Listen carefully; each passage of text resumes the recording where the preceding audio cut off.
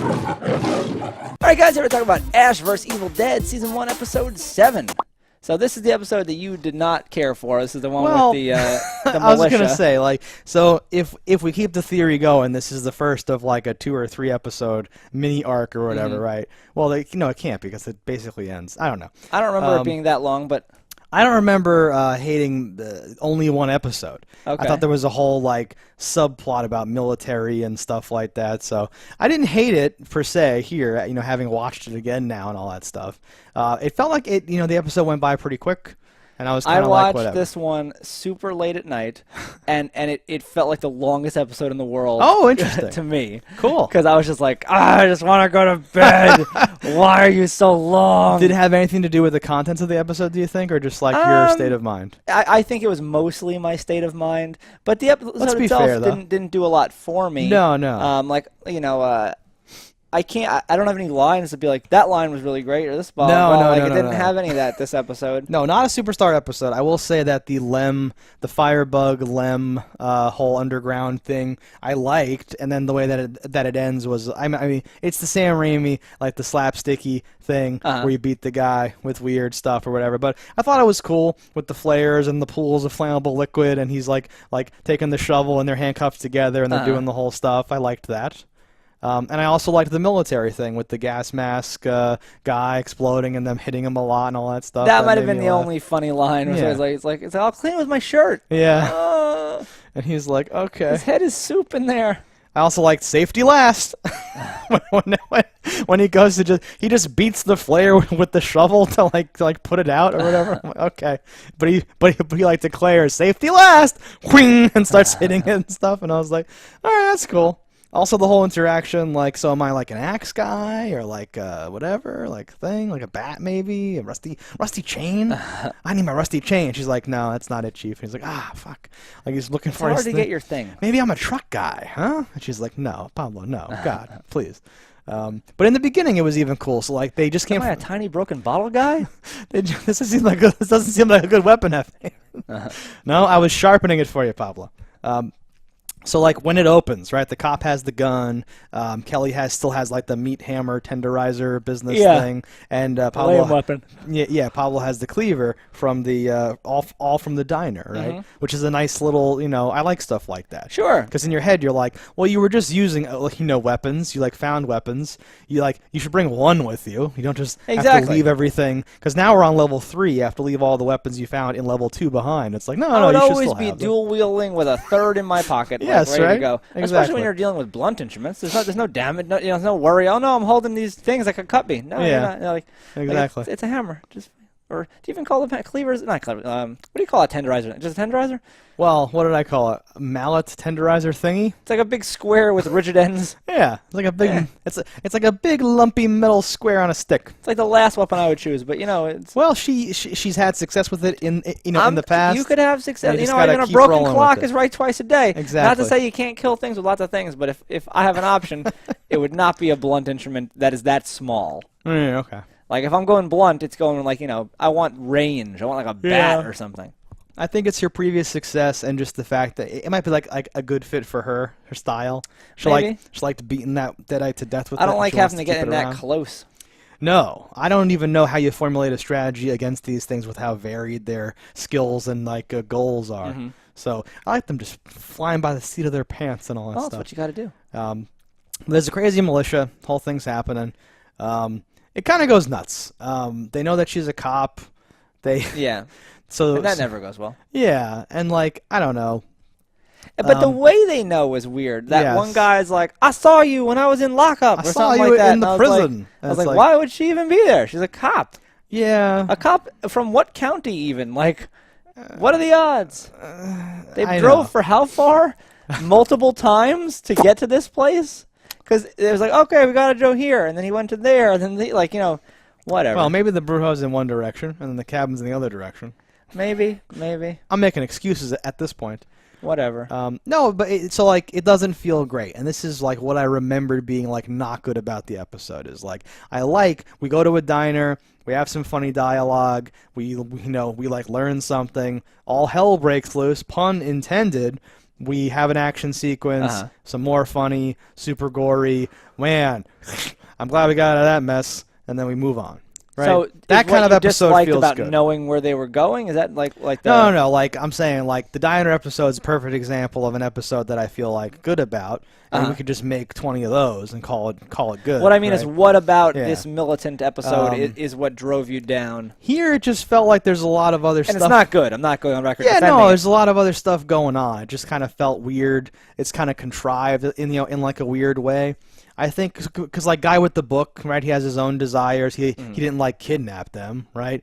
Diner, right? It's all coming together. We have friends, we have enemies. All like hell breaks loose. Here they kind of arrive. Hell's already broken loose. You have a bunch of armed people on a hair trigger, right? But it's not funny. It isn't like you're tied up by the brujo and you get a lot of interesting stuff. The issue is this episode didn't. For me, this episode is more of like all right, what can we make Ash do this week? Okay, when he's at the diner, he'll meet a guy who's a militant, and then he'll have to go and try to get guns or something there. That'll be fun, right? Yeah. Like, it does seem a little forced by comparison to everything else, which does seem very mission-based. Yeah, I think the side quest nature of it. Yeah, yes, it is exactly that. It is a side quest. Yeah, and he's kind of like, well, we got the guns, and then we go to the cabin. And I'm like, okay, I guess, because that's been your thing. You need lots of guns.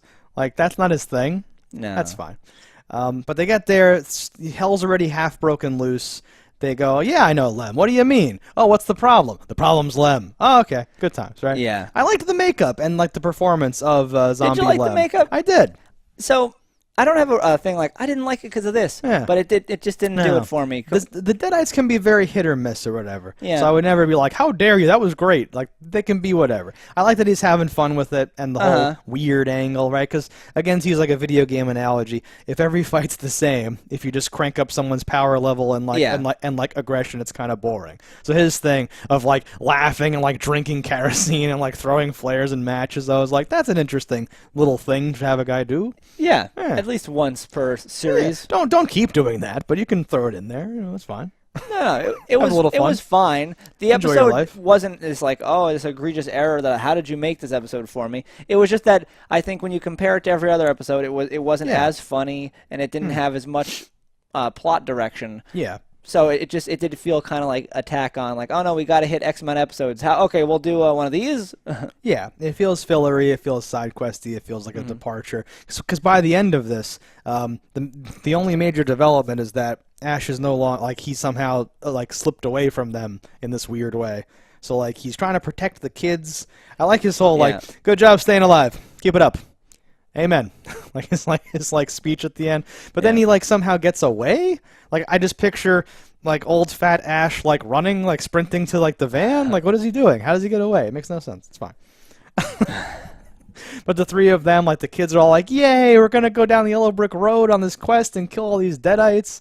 And he's like, "I just can't do it to them. They don't know. They didn't choose this life. I have to go do my path here. I know what to do." What's funny is they are actually the only ones that did choose this life. Because Ash didn't choose this life. This life chose Ash. They are the only ones that are voluntarily going into this. But he wants to protect them. Ash could argue that they don't know what they're up against. They have fought a couple of things here, but based on what happened in the first movie where, like, you're forced to kill your friends, you see all these things happen, I can see why you wouldn't want to bring other people there. I can see why you only want to trust yourself, because you don't know who's, especially in an enemy that can just spring up in you, like, at any time. You're like, okay, maybe I don't want anyone around me. Maybe I don't want anything that moves me to go, that's an enemy, and kill it. Right. And I can understand that. Yeah, but Ash is not a killing machine. He is very versed. He is good at killing, but he's not the Rock. He has some sort of I can see needing some assistance. He has some luck enchantment going on or something like that. Yes, he's got magical a tiny spark. He's got a spark of the light of the Jefe. But no, he literally says 2 episodes ago, and again, that's the point of saying it, right, is to have this contrast. He says, well, if it wasn't for my wolf pack, I wouldn't be alive right now. So, Aru, and drives away or whatever, right? So you're like, okay, Ash is learning about the power of friendship, and he's old and wears a girdle, and now he's trying to fight evil. Part of that friendship is him wanting to keep his friends alive, and I can understand what he's doing, but it's that point in every movie where you're like, no, idiot, no, stupid, right? Because I'll slow him down. No, you won't. No, you won't. Just run, just moron. run. Running's great. like this is supposed to be I'm turning the corner. So maybe Ash was even being slightly shitty, or he wasn't like admitting to himself that I care about these people. He was saying I'm using them in a way to like stay alive. They're helping me or whatever. And now there's a point where it's like, okay, they'll be like safe if I leave them here, and I can go off and do my thing. Because now I actually do care about them, and now I don't want them to get hurt. So now it's like this gesture or something like that. Yeah. But I fucking see the episode list. I know this is not a thing. I'm not going to be like, oh no, or whatever, right? So I know like next episode or whatever, they meet up or they catch up to him or something happens. You know right? that when you click on this show on Netflix, it shows another season with everybody in it. With all the faces in it, right? It's not like it's not literally fooling me. And the way it happens is so goofy that it's hard to take it seriously in the first place, right? If you had some weird thing where he could like unhitch the trailer and then have the book in a bag and they're like, what? And like sliding back or that something. That would be interesting. Like but that. then he'd be losing his home. Yeah, I know. Like there's no perfect answer. But I do for like it. Something. He'd know where they were. Yeah, right? Just something so that you go like, oh shit, or something like that. I don't care. It's fine. There's a cool scene where the cop lady, who they say her name in this, but I forget it again. Multiple times, and I also have no idea what her name is. I call her cop lady in my notes. She's like telling the story because he's like, who is this woman you ran into? And then she's telling the story, voiceover-wise. Oh, someone else, like you, like us, who has been fighting these things for... And then while it's doing that, it's showing Lucy Lawless and a very competent body double rising up out of the ashes and all that stuff, right? And like, doing the whole thing and crushing the Brujo's skull and going like, ha ha ha ha, right? That whole bit just it's so weird because she gets sucked into this fire. There's no possible way that could have happened in the sense that there's not enough room for her body in the ashes. And then why would that go? And then just her rising back up. I'm like, okay, this is a cartoon. Yeah, it is a cartoon. Because, it like literally, like, that was fire you could have, like, not, like, walked through, but you could have, like, there's no place to, like, fall. There's no, like, portal or something. Exactly. It isn't like a pit of fire. It's just a fire that, a thing that they built and like, set on fire. So you would just trip through it and, like your head would no longer be on fire and your just feet would be on fire. Yeah, no, it's dumb. But it's fine. That hurt, but... Yeah, that was unfortunate. But I'm supernatural in some way, so it's all right. Yeah. No, so she's back, obviously, right? We knew she wasn't going away either. We even said something like, I think you said, like, I think in the next episode her hand, like, comes up out of this fucking thing, and it totally does. So I thought it was at the very beginning of the episode, to be honest, but it's whatever, near the memories. Yeah. I thought it opened, like, I thought it was like pick up from where we left off kind of thing. Right. But no, whatever. No, so Ruby's back on the case. She's back involved. At the very, very, very end, right? Because the hand is missing. Yeah. Right when the cop lady runs scurrying away. Off. It's at the cabin now. Yeah. Like I'm waiting for you, Ash. Thing. Yeah. I was like, cousin it? No, I always get them mixed up. Thing. Cousin it's the hairy one. I know. They're the two weird characters. I always swap them in my head. Cousin Thing. Is there. So that's the destination, right? So like a while ago, I even said something like, I think, Cop Lady dies at a cabin. There's like a showdown or something like that. And I'm such an idiot. I wasn't like, maybe it's the cabin. I was just like, they're at a cabin or something. Yeah. There's like tourists. There's like backpacking people in the woods, and it just goes to shit or something like that, right? I'm sorry. Now I remember that. But I was like, like a cabin or just a cottage or something. Like I'm such a moron. But yes, they're on the way to the cabin to like, end this the way that it started or whatever. Yeah. Like bury the book or destroy the book in a certain way, do something like that. There's weird like babies covered in soot, like wet babies or something that he has to fight or something weird like that. Little monster children or something. Later, it's great. There's a lot of stuff. I remember her having 3 kids or 4 kids that grow up very quickly to be like super monsters. Monsters or something that like she can't control. I don't know. Something. But yeah, that's where it ends with the hand going off to the cabin. I don't know how many episodes away we are, or like how quickly we 3. We get there. Oh, okay. I think there's 10 episodes per season in a Starz show. So we have 8, 9, and 10 to go. I believe so.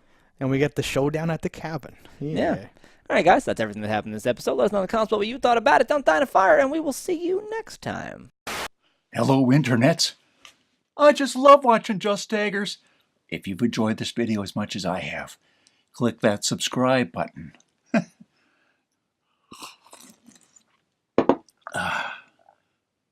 Peace out, homies.